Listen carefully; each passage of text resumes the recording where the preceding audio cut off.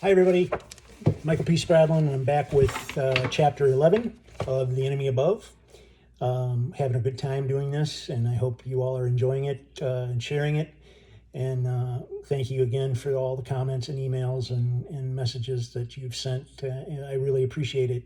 I was going to mention a couple of days ago I read the chapter where Anton is trapped in the cave and he hears the rat scurrying about the cave. And over the years, I just wanted to remark that I've received in the mail many drawings of young readers' interpretations of Mr. Rat in the cave and Anton. So if anybody out there, any young readers are out there listening and want to send me a drawing, you can send it to my Facebook page or email at michaelspradlin.com.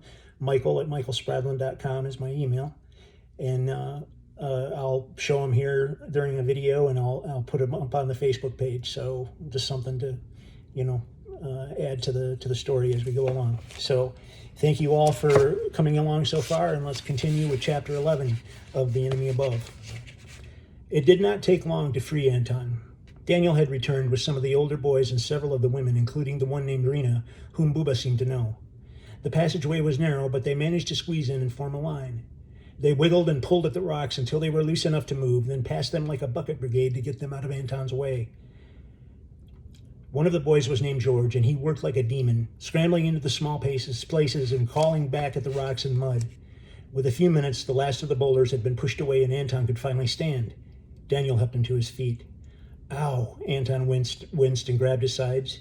Rena took him by the shoulders. Are you all right? She asked. I don't know. My ribs ache, but only when I breathe, he said. Rena took the flashlight Daniel had brought and shone it on Anton. He was covered from head to toe in mud and could not stand up completely straight. Help me get his coat off, Rena said to Daniel. As they carefully removed Anton's jacket, he groaned in pain. Show me where it hurts, Rena asked. Anton pointed to the spot on his right side, and Rena's fingers probed the area. Ah, he groaned as her fingers continued running back and forth over his ribs. His eyes watered, but he did not cry out again. I do not think your ribs are broken, so that is good news, but they must be bruised quite badly. Can you walk? I think so, he said. Rena undid the long scarf, called a babushka, that concealed her hair, which was long and brown and reached the middle of her back. To be safe, let's wrap your ribs.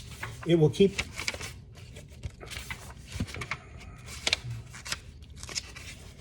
them from moving too much. When we return to the cabin, we can examine you more closely and make sure nothing is actually broken. Anton nodded. Rena and a woman named Miriam wrapped the babushka snugly around his chest. When they tying it into a knot, he thought he might pass out. He took a deep breath and held it until they had finished. When he let it out, he found himself able to take only shallow breaths, but his ribs did not hurt as much. We should go now, Rena said. The rest of the group turned away, ready to return to the cavern. Wait, Anton said. Daniel, the light, please.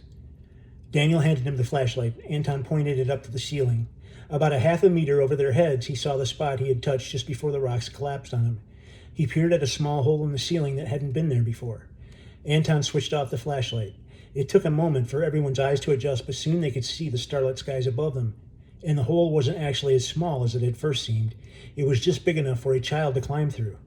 Flipping the light back on, Anton spied a rock the size of a watermelon sticking out of the side of the hole. Small beads of water ran down its side and dripped into the passageway. He tried to reach his hands over his head to grasp the rock, but the pain in his side was too great to continue. Daniel, help me, he gasped. What are you doing? Daniel asked. Uncle Dmitri wanted us to find another way out of the cave. If we widen this hole and stack up some of these fallen rocks, we'll have our exit, Anton said. We can do that later, Rena said. Right now you should be resting. But we can't know when we might need it, Anton said. If we can just get this one rock out of the way, then stack up some of the stones like steps, we will be able to climb out at a moment's notice. Please, we are already here. We should finish the job. Anton looked at Daniel and Rita, his eyes plating. The two of them looked at each other, then shrugged. Anton watched as they grabbed hold of the large rock and pulled. It would not budge. They dug at the dirt surrounding it and tried again. It was wet and slippery, making it difficult for them to get a good grip. They scraped the dirt some more. Be careful, Anton cautioned them. Don't let it fall on you. Be ready. Rena and Daniel kept digging until, without warning, the rock came loose from the soil, hiding it in place, and crashed to the ground. Daniel and Rena lurched out of the way. It landed on the floor of the passageway with a thud. Anton flashed a light on the hole above them. It was now big enough for an adult to crawl through. Well done, he said. Now if we stack some of those rocks against the wall like a staircase leading up. We? Daniel interrupted. There is no we here, friend. This is us doing all the work and you giving us directions. His breath came in ragged gasps, but he was smiling. Anton chuckled. True, but at least I do not creep down the passageways like a frightened squirrel. Daniel playfully punched him on the shoulder. It made Anton wince, but he was glad of it. Daniel had been so quiet and reserved since they arrived at the cave. It was good to see him smiling.